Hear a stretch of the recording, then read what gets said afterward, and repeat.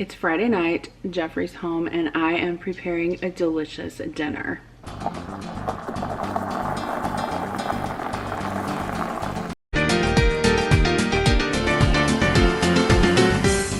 Hey guys, it's Jen. Welcome back to my channel and welcome back to another video. Today I am super excited because I am sharing Ina Garten's top 5 recipes with you. She has been one of my favorites from way back in the day in the early 2000s when I first started watching Food Network, and I just think her cooking show and her recipes can't be beat. So today I'm going to be making her chicken piccata, her garlic roasted potatoes, a linguine with shrimp scampi, fried chicken sandwiches, and a delicious chocolate cake. All of these recipes will be linked down below. I've also got my good white wine vinegar, good chocolate chunks, good butter, and good olive oil.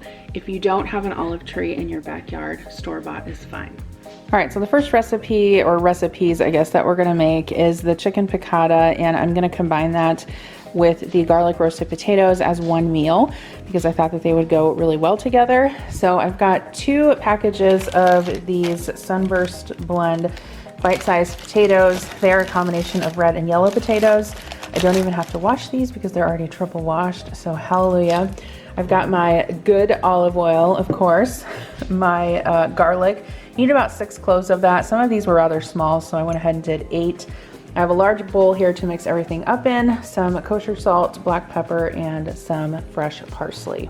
Okay, so the first thing that I'm gonna do is cut these potatoes in half and get them into a big bowl so we can toss them with the olive oil and the seasonings. If the potatoes are large, like this one, just cut them into quarters. Otherwise, for like these small ones, you can just cut those in half.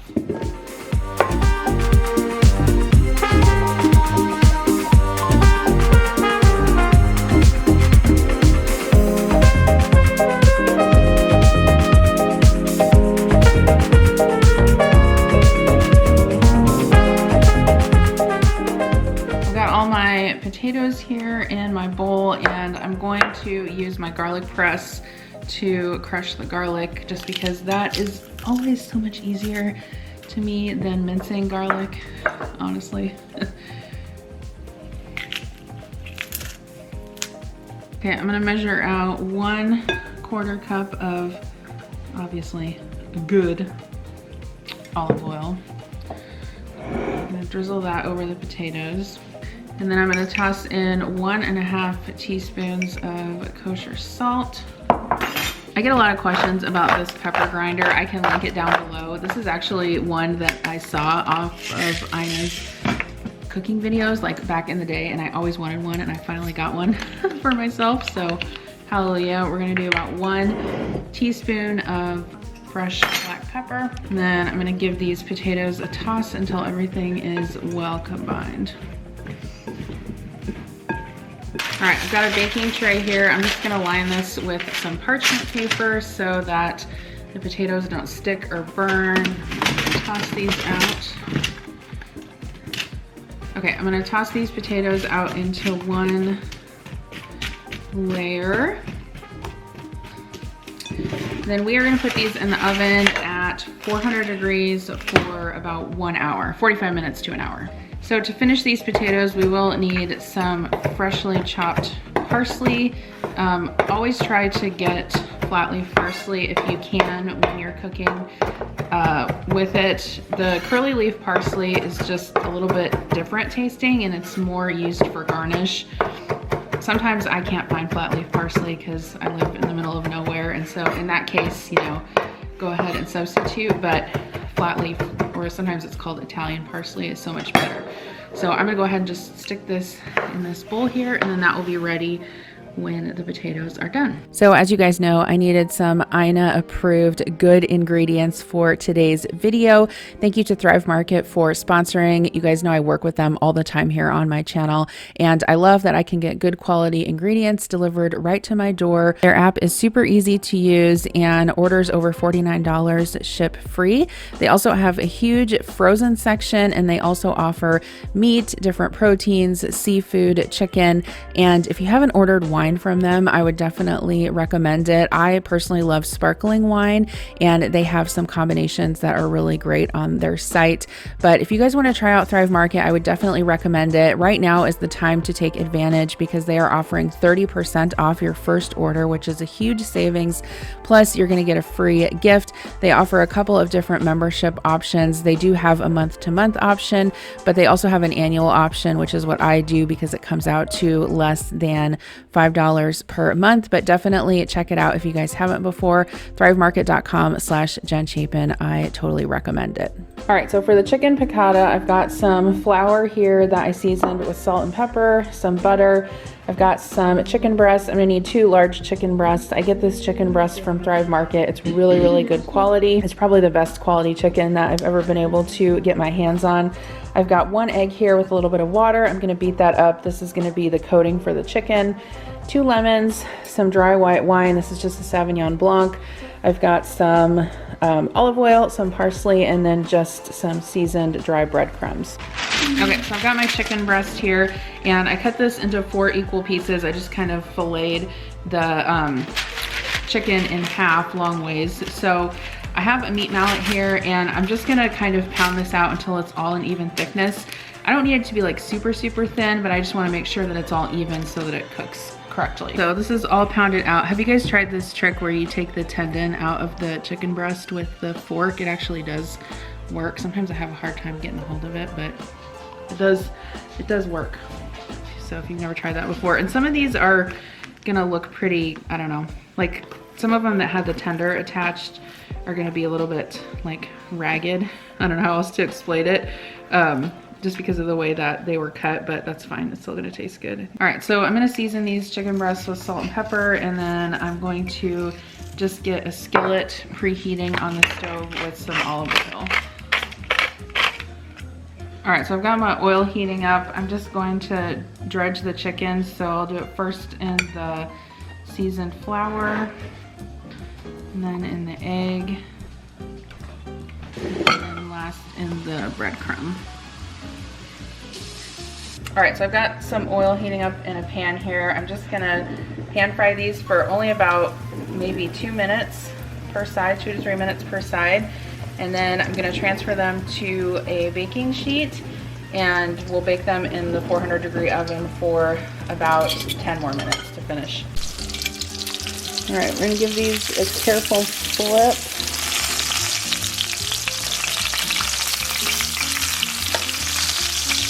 Okay, so here's what our chicken cutlets look like after I fry them up in the skillet. So the potatoes have about 10 more minutes, so that will be perfect to cook the chicken the rest of the way. So we're just gonna pop that in there. So to make the sauce, I've got a tablespoon of butter heating up in my skillet here. I just wiped this out with a paper towel. I'm gonna add a sliced lemon to there, and then I've got about 1/3 cup of lemon juice and 1/2 cup of white wine, and I'm gonna season this with salt and pepper. I just took my potatoes out of the oven and they look delightful, so I'm gonna go ahead and season them with the parsley, and then I will taste them to make sure that they're seasoned well. Okay, so the sauce has reduced by about half. I'm gonna put the remaining butter in and then just turn that heat off and kind of let it melt and finish thickening. And then the chicken will be done in a couple minutes. We'll plate that up. All right, so here's what my plate looks like. I've got one of the chicken cutlets with some of the lemon butter sauce and some potatoes, and then I just made a quick salad. I had some spring mix. I just tossed it with salt and pepper, olive oil, a little bit of lemon juice, some Parmesan cheese, and tomatoes. And this looks delicious, and I've already tried a bite of each of the things, and I would highly recommend this dinner/recipes. We're making linguine with shrimp scampi. This recipe is from, I think it was like a beach barbecue episode, if I remember correctly. So I've got a skillet here. This is a heavy bottomed skillet. This is what we're gonna cook our shrimp in. I'm going to drizzle some olive oil on the bottom. We're gonna add about 3 tablespoons of butter. And then to this, I've got about 4 cloves of garlic I'm gonna crush in here. And we're just gonna melt this until the garlic starts to sizzle a little bit. Okay, so I've got some large shrimp here, and I thawed these out earlier, and I've just had them sitting in the fridge. These are deveined, but they're not peeled. And we're gonna go ahead and leave the tails on because that's what the recipe says to do. So I'm just gonna go ahead and peel these really quick, and then I also have a pot of water on the stove that is boiling for our linguine, so we'll drop that in here in just a second.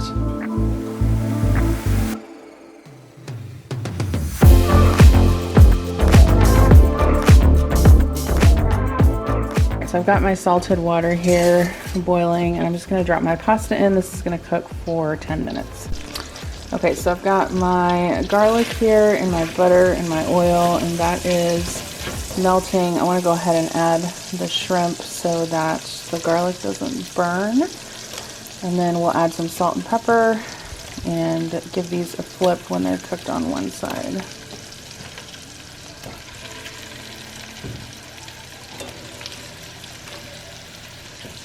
It smells really good. Okay, so for the shrimp, I went ahead and turned those over so they cook on the other side. We need parsley, lemon zest, lemon juice, red pepper flake to finish the scampi. I was just looking to see if there was any white wine in this, because a lot of times in scampi recipes there's white wine, but I don't see any. So I just have my microplane here, and I'm gonna zest this lemon right over the parsley so that I can kind of put it all into the pot together. Take that lemon and a couple others. I have another half of a lemon here, and squeeze the juice into this bowl. It's like some of them are really juicy and some of them aren't. Okay, so for this one, I'm gonna cut it in half. I'm going to use half of the lemon and cut it into slices. And I'm gonna juice the other half.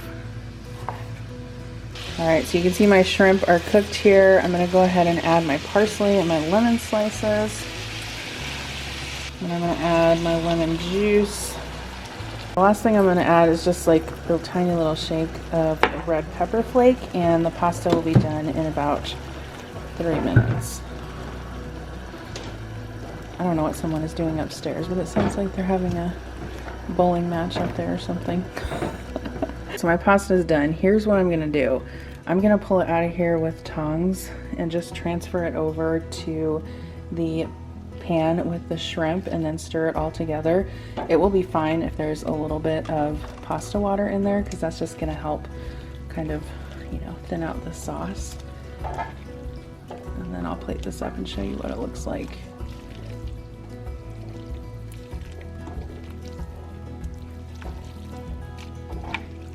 So here is what the completed plate looks like. This turned out delicious, 10 out of 10 would recommend.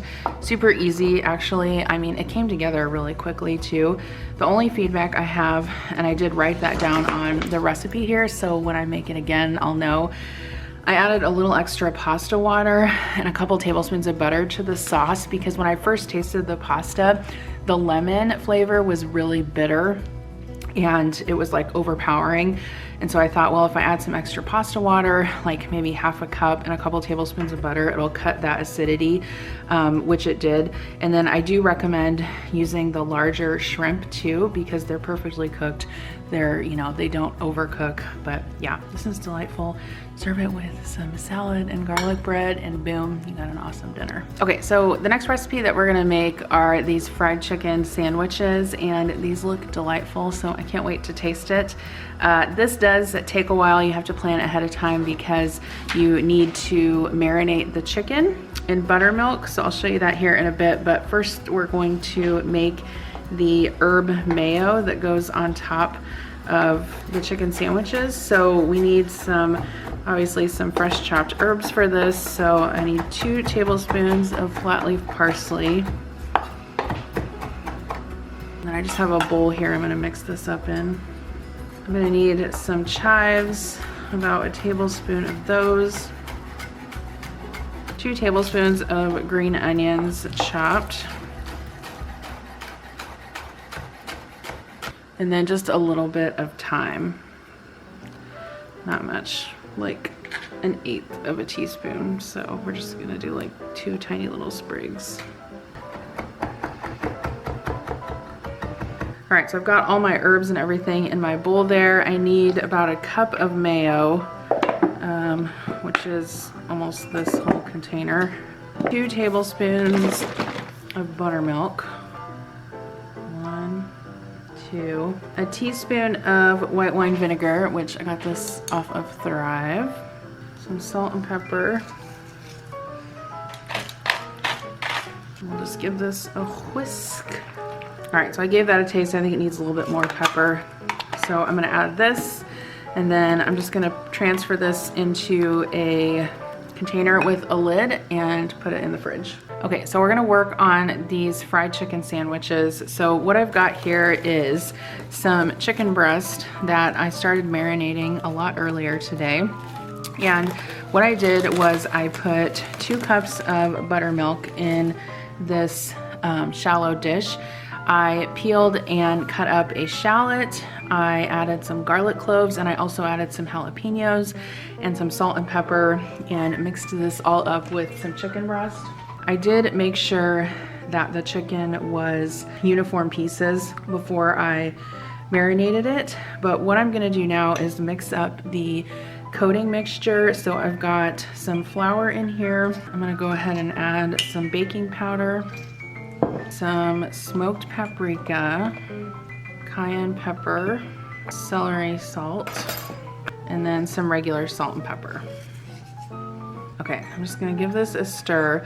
Now what we're gonna do is we're gonna take the chicken out of the buttermilk, we're gonna dip it in the flour mixture, and then back in the buttermilk, and then back to the flour mixture before we fry these.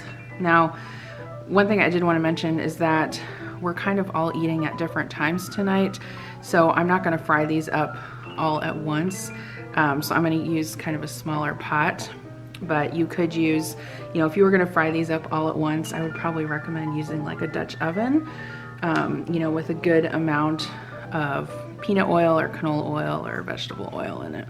And doing the double coat helps it be very crispy on the outside. Okay, so I've got my canola oil heating up here in this small pot. I'm gonna go ahead and add my chicken.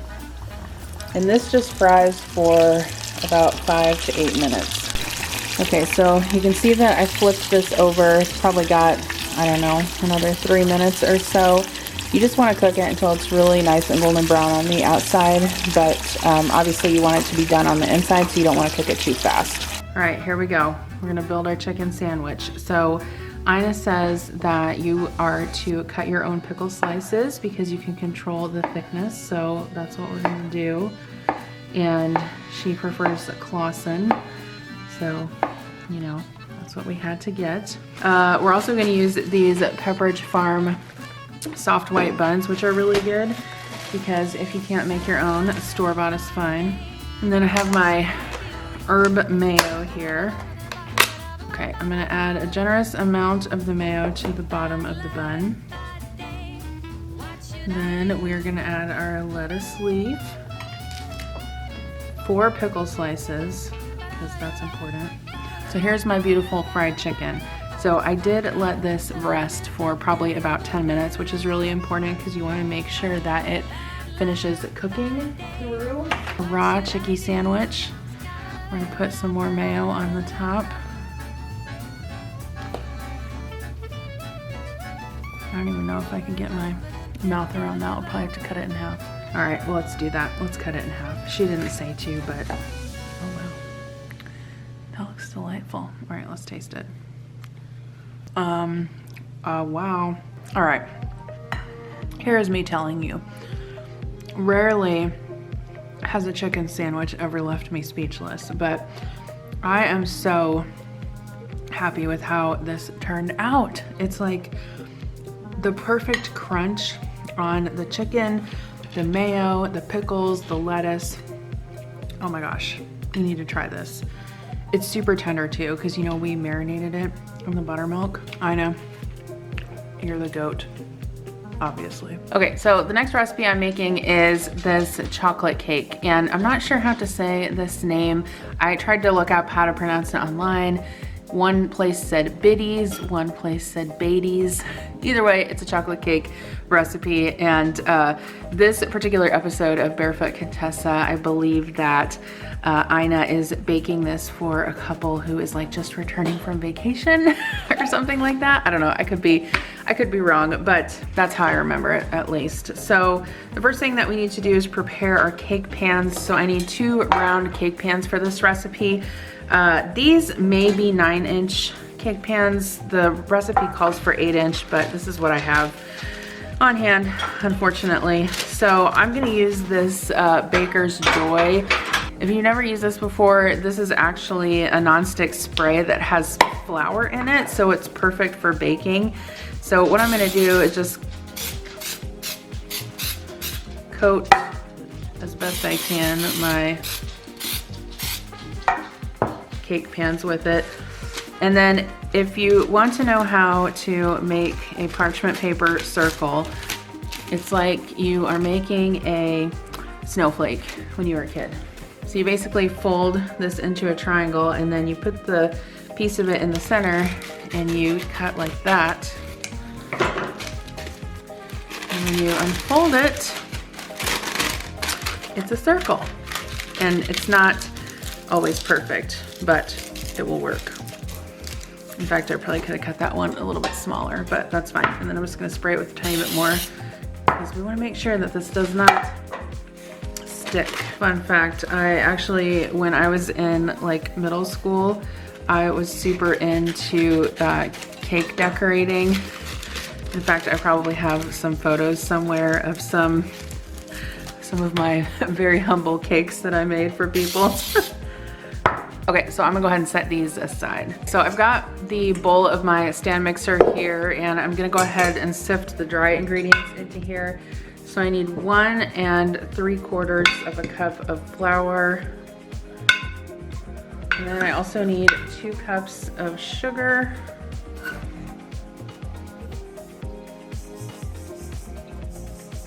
I don't always like, you know, sift my flour and stuff when it comes to cake recipes, but in the spirit of Ina, I am going to sift this particular cake recipe. And this is mostly sugar that's left in here, and that's probably not gonna go through my sieve. But you can see that when you sift it, it does give it a little bit of a silkier texture. Okay, and then I'm gonna use 3/4 of a cup of raw cacao powder. You can use cocoa powder as well. I love this stuff. I get it from Thrive. It's like really, really good quality, and you can also make smoothies with it. It's delicious in smoothies, a little bit of cacao powder. It gives it like a really, really rich chocolate flavor without obviously adding many calories. See how it gets lumps in there at the bottom? You can just push those through. Okay, and then we're gonna sift in 2 teaspoons of baking soda and 1 teaspoon of baking powder. And then we're gonna add 1 teaspoon of salt. So these are all of our dry ingredients. I'm gonna go ahead and just mix these on low speed until everything is combined. Okay, so now I'm gonna whisk up my wet ingredients. So I'm gonna pour into this measuring cup 1 cup of buttermilk, and then 1/2 cup of vegetable oil. I'm gonna crack in 2 eggs. We clearly need 1 teaspoon of good vanilla. So thank the Lord, I've got my Thrive Market pure vanilla extract here. I'm gonna stir this up, or whisk it up rather.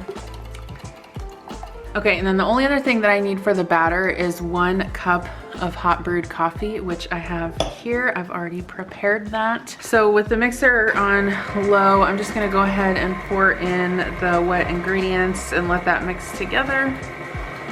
And then I'm gonna slowly pour in the hot coffee. Scrape this, make sure that it's all combined. All right, that looks about perfect. Okay, so I've got my 2 cake pans here. I'm just gonna try and pour these as evenly as I can into each round. This is not obviously an exact science. By the way, I may have taken a taste of the batter and that is divine. Okay, so we're going to bake this for 35 to 40 minutes in a 350-degree oven. So it's gonna be a little bit before we can make the frosting because obviously the cake has to cool, but I'm gonna go ahead and just kind of measure out some of the stuff so we're ready. So you do need 6 ounces of semi-sweet chocolate. I'm gonna use this bag of organic chocolate chunks that I got from Thrive. It's really good quality chocolate. This is just shy of 6 ounces, so I'm also going to put in a little of this Good Sam chocolate that I got off of Thrive as well. And we'll just combine that to make 6 ounces. And then if you've never melted chocolate like this, I mean, there are like proper pots called double boilers, but essentially you're just gonna put a glass bowl with your chocolate over a saucepan of simmering water, and then we'll slowly, you know, melt this together until it becomes smooth. For the frosting, we're gonna need some softened butter as well. So I happen to have this roll of Amish butter that I picked up a little while back, and it is exactly 1 pound. So we're gonna use half of this, and I think that this fits the bill for good butter. Okay, the only other thing I need is an egg yolk, and we're gonna separate this egg, and we're gonna keep it separate because we have to whip the butter first before we add the egg yolk. Okay, and then in with the egg yolk, I'm just gonna pour in another teaspoon of vanilla extract, and then that will be ready to go when we're ready to make the frosting. Okay, so my cakes, I let them cool for about 20 minutes in the pans, and then I just flip them over onto this rack, and we're gonna carefully peel off the parchment paper. They came out really easily, and they're just, well, they probably need another, I would say maybe about 20 minutes to cool, and then we can frost them. This is a really sticky cake. I think because the batter is so wet, because of that coffee that we added at the end. So I'm just gonna set these aside and then we'll make the frosting. So I'm gonna go ahead and melt my chocolate for the frosting because that needs to cool to room temperature. So I just have this glass bowl sat on top of a pan of simmering water, and I've turned this down to low, and you can see that it's almost melted. It just takes like a few minutes. But just make sure that you stir it, you know, every few minutes until the chocolate melts. And then as soon as it is all combined, which looks like it almost is, I'm going to remove this from the heat and let it cool before we add it to the frosting. Okay, so for the frosting, I'm going to go ahead and whip up my butter. This is going to cream for about 3 minutes.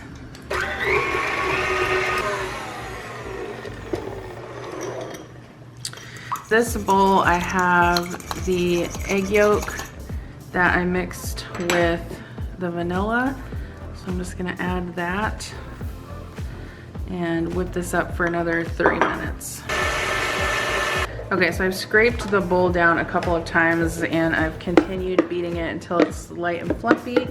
And next we're gonna add 1 1/4 cups of powdered sugar and mix this until it comes together.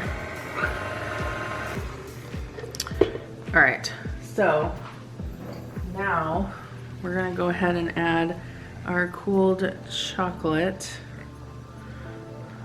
And then I'm gonna mix this together while I add some instant coffee. So this is like a tablespoon of instant coffee powder that I dissolved in a couple teaspoons of really hot water. It's been a long time since I made homemade frosting, so, well, like this anyway, so hopefully it turns out okay. I gotta scrape down the sides. I probably should have used a paddle instead of my whisk, but it's in the dishwasher.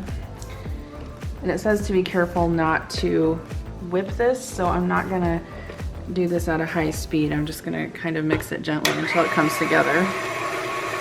All right, I'm serious. Ina has not let me down in 20 years. So I don't know if you can really fully appreciate how creamy and delicious this frosting is. Probably not, because you're looking at it through a camera, but this is, I mean, this is so much better than any canned frosting you're ever gonna buy, I promise you. It's like rich and chocolatey and buttery. Holy moly. Okay, we're gonna frost the cake. All right, it's been a few years since I've frosted a 2-layer cake, but we're gonna give it our best shot. So I've got my cake plate here. What you wanna do is you want to line the edges of your plate, if you can, with some either waxed or parchment paper, and this will help keep the frosting off of your plate. Okay, so I'm gonna go ahead and put the bottom layer on. It does have kind of a crack in the middle of it, but that's fine. Once we frost it, no one's gonna know. And also, when you put your cakes on your cake plate before you frost them, always flip them upside down, because you want the flat surface on the top, obviously, because that's what's gonna look best once you frost it. So I'm gonna put some frosting in the middle, and I have an offset spatula here, which I would highly recommend if you're going to frost anything, including a cake. It just makes it so much easier to control and smooth the frosting. And I don't want to use too much of the frosting in the middle, but I do want to make sure that I get kind of a good layer. I'm going to carefully take my other layer, put it on top of that. Okay, so the easiest thing to do is to start out with the top of the cake, just kind of plop some frosting on top of there, and then as you work it out towards the edge, then you can start to frost the sides. The sides are kind of tricky, and that is what will probably give you the most the most trouble, because also sometimes you can tend to get some crumbs in your frosting too. So sometimes what some people do is do like a thin layer, what they call like a crumb coat, so that any of the crumbs are in that, and then you let that set up a little bit, and then go ahead and put the rest of your frosting on.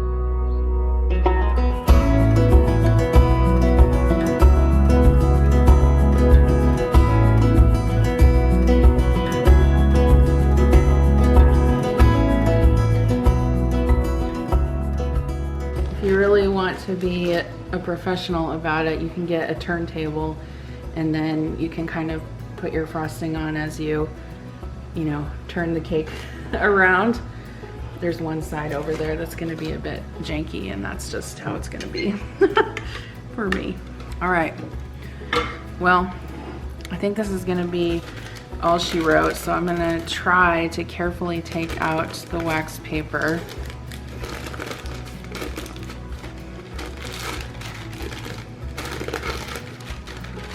All right, so I'm gonna see if I can get a decent piece out of here so I can take a photo. Oh man, I'm scared.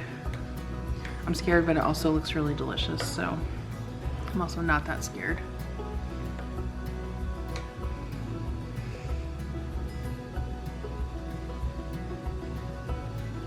Well, I have to say, I mean, the picture online always looks prettier, but let's face it, that looks pretty dang good. All right, we're gonna taste this. Oh my gosh, Ina, girl, she is doing it. Oh man, that's good. That's delightful.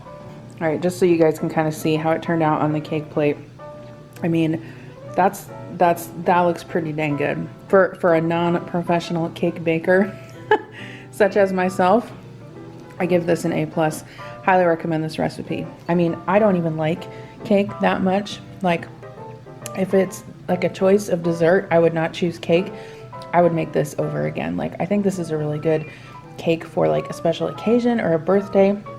Like, I think I'll probably make this for Adam's birthday cake. It's really good. The cake is perfect. It's nice and like spongy and not overdone. The frosting is perfect. It's just perfect. Perfect, perfect. Win. All right, guys, thank you so much for coming along with me on today's video. I hope that you had fun. I had fun sharing these recipes with you. If you've ever tried any of them, let me know in the comments down below, or if you're wanting to try any, let me know. They were all delicious. I highly recommend any of her recipes or cookbooks.